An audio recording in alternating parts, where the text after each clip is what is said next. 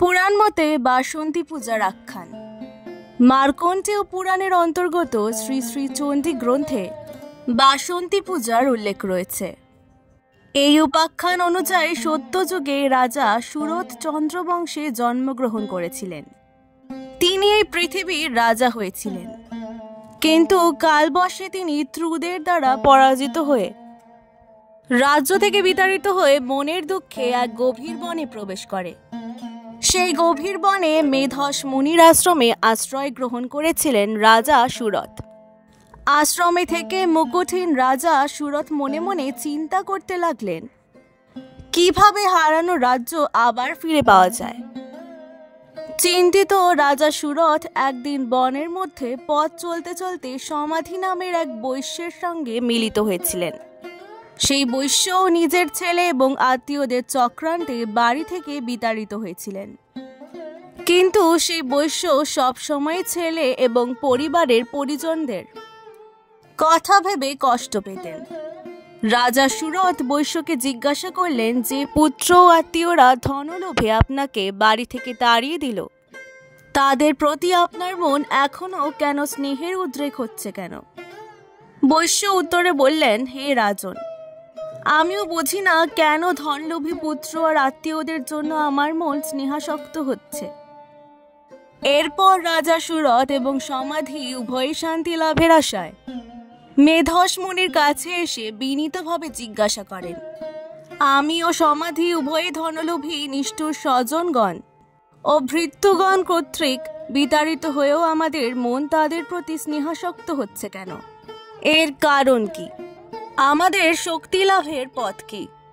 তখন মেধস মুনি তাদের কাছে জগতের সব বিষয়ের অসারতা সম্বন্ধে উপদেশ দেন এবং দেবী আদ্যাশক্তির শরণাপন্ন হওয়ার নির্দেশ দেন। মেধস মুনির উপদেশে রাজা সুরথ ও সমাধি বন মধ্যস্থিত নদীর তীরে শ্রী শ্রী চণ্ডী স্বরূপা দুর্গা দেবীর মৃন্ময়ী প্রতিমা গড়ে 3 বছর উপবাস থেকে পূজা সাঙ্গ করলে দেবী দুর্গা চণ্ডিকা সন্তুষ্ট হয়ে তাদের বর প্রদান করেন।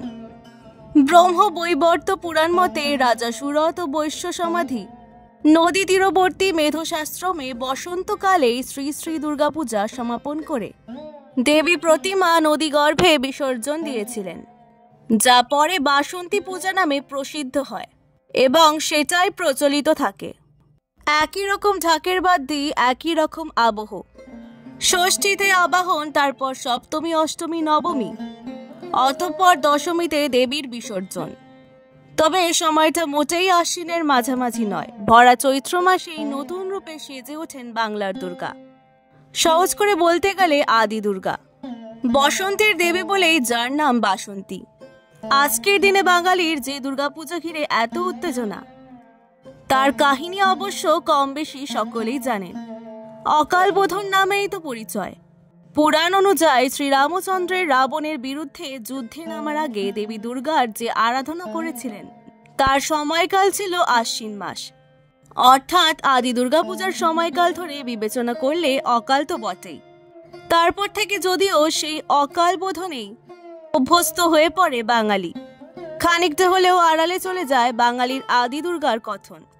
বছরে 4টি নবরাত্রি আসলেও তার মধ্যে 2টো নবরাত্রি পালন করা হয় গোটা দেশে, যার মধ্যে একটি হলো শরৎ নবরাত্রি অর্থাৎ এখনকার দুর্গাপূজার সময়, আর অন্যটি হলো বসন্ত নবরাত্রি অর্থাৎ আদি দুর্গাপূজার সময়কালে।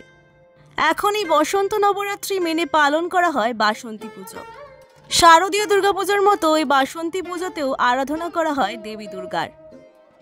যদিও সময়ের সঙ্গে যতই জনপ্রিয় হয়েছে শরতের নবরাত্রি, ততই যেন ফিকে হয়ে গিয়েছে বসন্তের নবরাত্রি তথা বাসন্তী পুজো পালনের রেওয়াজ। একটা সময় বাংলার এই আদি দুর্গা পূজা উপলক্ষে সরকারি ছুটিও বহাল ছিল, তবে সে সব কিছুই এখন অতীত। এই বাসন্তী পূজা এখন কেবল কিছু জমিদার বাড়ি তথা বনেদি বাড়িতেই সীমাবদ্ধ হয়ে রয়েছে। আজকের এই ভিডিওটি ভালো লাগলে অবশ্যই পুরাণ গল্পকথাকে সাবস্ক্রাইব করে দেবেন। অনেক অনেক ধন্যবাদ।